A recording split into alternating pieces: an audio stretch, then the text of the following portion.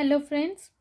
आज हम आपको आजकल आप लोग भी चर्चाएं देख रहे होंगे। कॉमन सी चर्चा इस समय बहुत ज़ोर शोर से है अरावली को लेकर।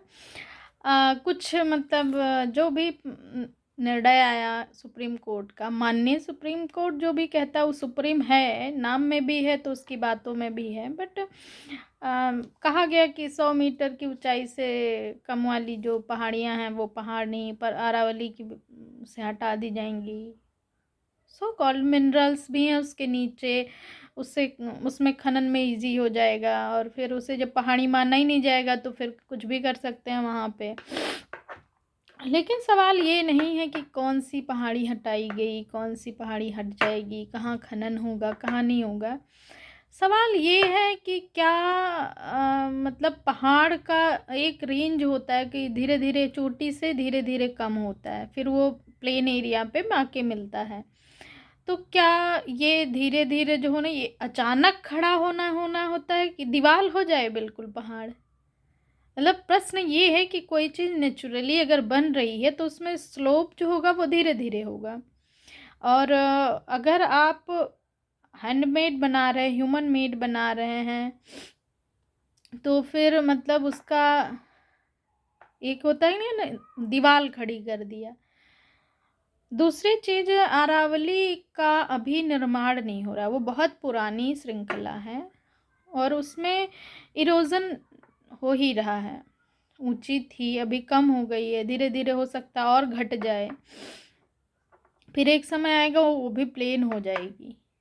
ये तो मतलब धीरे धीरे सतत प्रक्रिया में चल ही रहा, जो होगा वो तो नेचुरली हो ही जाएगा। लेकिन क्या इस तरह तोड़ देना सही है? ऐसे तो हम भी मान लें कि जैसे हम पैदा हुए तो हम लड़की हैं तो ठीक है, लड़का है तो ठीक है, बीच का कुछ हो गया तो हमें मार दिया जाएगा, हमें इंसान ही नहीं माना जाएगा। ये कौन सी बात हो गई?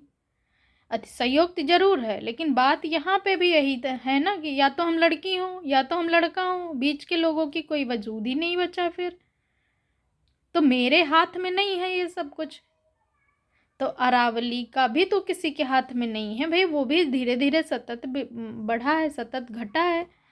एक बार बीच में पीक पे गया है, कॉर्नर पे किनारे पे छोटे चोटियां हैं, फिर तो छोटी हटा देंगे तो बड़ी कैसे बचेंगी?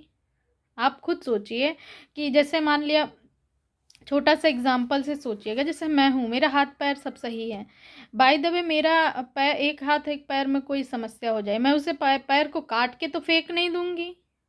ऐसा भी नहीं काट के फेंक देंगे तो मेरा सब सही हो जाएगा। भाई बनने के लिए धीरे धीरे होता है, बिगड़ने के लिए भी धीरे धीरे होता है, लेकिन उसको मानव हस्तक्षेप इतना ही होना चाहिए कि जितना बना रहे। उस पर क्या इफेक्ट पड़ेगा क्या माननीय सुप्रीम कोर्ट नहीं जानता है। इतनी गतिविधियां जितनी ह्यूमन वाली इंटरफेरेंस की हैं उसी पे हम कंट्रोल कर लें, पहाड़ तोड़ के हम क्या ही राजा बन जाएंगे? नहीं तोड़ेंगे कौन सा भिखारी बन जाएंगे? भाई जो चीज़ें जितने में हैं उतने में ही कर लें, उतने में सुधार लें। हमें हमारे पास सोचने के लिए, करने के लिए दुनिया भर की चीज़ें हैं, हम वो नहीं सोच पाते। एनसीआर पॉल्यूशन रेट में हाई है, वो नहीं सोच पा रहे हैं। उस पर माननीय सुप्रीम कोर्ट ये नहीं कहता है कि भाई स्ट्रिक्ट एक्शन लाओ, जितने भी गवर्नमेंट एम्प्लॉय हैं, जितने भी प्राइवेट एम्प्लॉय हैं, उनकी जवाबदेहिता सुनिश्चित करी जाए, उनके लिए भी रिस्पॉन्सिबिलिटी दी जाए। भाई एटमॉस्फेयर किसी एक का नहीं है, मैं सरकार का भी नहीं है तो पब्लिक का भी नहीं है, लेकिन मिला जुला देखें तो सभी का है, किसी का नहीं है सभी का है, दोनों में फ़र्क होता है। इस पे स्ट्रिक्टनेस दिखानी चाहिए। दूसरी चीज़ें जैसे हमारे यहाँ इंडस्ट्रियल एरिया हैं, प्रोडक्शन रेट है, इस पे अगर हम बहुत सूक्ष्मता से, बहुत गूढ़ दृष्टि से देखें तो शायद हमें इसमें सुधार करने की ज़रूरत है। इसका मतलब जैसे हिमालय है, बाढ़ आ जाती है तराई एरिया में, जिसमें कुछ पूर्वांचल के एरिया हैं, बिहार है, इन सब एरिया में बाढ़ आ जाती है तो क्या हिमालय ही खोद के नष्ट कर देंगे? ये तो वही बात हो गई कि फिर मतलब जिस समस्या को ख़त्म करना, उससे ही समस्या को ख़त्म करने के लिए समस्या के जो ओरिएंटेशन है वहीं ख़त्म कर दो। हमें गरीबी हटानी है तो गरीबी नहीं हटानी, गरीब ही हटा देने हैं। ये कोई नीति ही नहीं हुई है। मतलब सिर पैर वाली बातें समझ आती हैं कि माननीय सुप्रीम कोर्ट को एक बार डिसीजन देते समय ये तो सोचना ही चाहिए था कि अरावली की जब छोटी पहाड़ियाँ नहीं रहेंगी तो बड़ी भी धीरे धीरे। अच्छा, जब आप कभी खड़े होते हो या फिर कहीं भी कुछ भी करते हो तो उसका एक बेस दिया जाता है। टीला देखा, टीला टीला धीरे धीरे बढ़ता है तो ऊपर पे चोटी जाता है, फिर धीरे धीरे घटता है साइड से।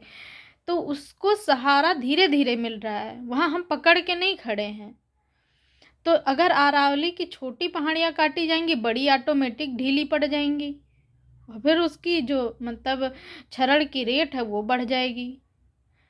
तो ये तो विनाश हो गया ना। और जिस दिन अरावली हटेगी उस दिन इंडिया एक रेगिस्तान हो जाएगा, कोई नहीं बचा सकता। तो क्यों हम अपने गड्ढे खोद रहे हैं खुद।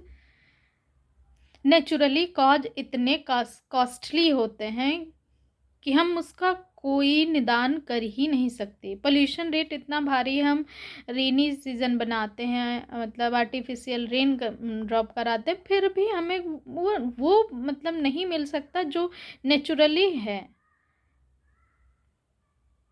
आप मतलब आप खुद सोच के देखना इस बात में कि क्या समस्या खत्म करनी है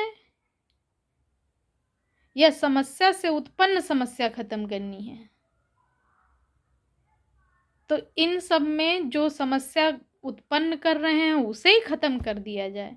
जैसे अभी हम भी बेरोजगारी के दौर से जूझ रहे हैं, तो बेरोजगारी हटाने के लिए बेरोजगारी खत्म कर देंगे,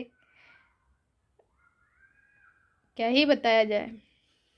चलें ठीक है, सोचिएगा इस पर भी क्या मतलब ये उचित निर्णय है, निर्णय में कमी है कि दूरदृष्टता में कमी है कि कुछ और निर्णय हो सकता था कि जिसे शुरुआत में जैसे पहाड़ी की शुरुआत हुई या जो हम सोचते हैं वो ना हो तो उसे ख़त्म कर दें। जैसे हम सोचते हैं हम बहुत अमीर हो जाएं, हम ना हो तो फिर हम फांसी लगा लें, वो भी सही है। तो निर्णय देते समय माननीय सुप्रीम कोर्ट को थोड़ा सा दूरदृष्टता का भी परिचय देना चाहिए। ऑब्जेक्टिफाई नहीं कर रहे हैं कि हाँ आपने गलत किया सही किया, गलत सही का कोई बात ही नहीं है, लेकिन दूरदृष्टता इस तरह होना चाहिए कि आप एक अभिलेख प्रस्तुत करते हैं, दूसरा निर्णय भी आने से पहले इसे ही देखा जाएगा कि हाँ उस मुकदमे में या उस सुनवाई में आपने क्या निर्णय लिया था। Okay, thank you.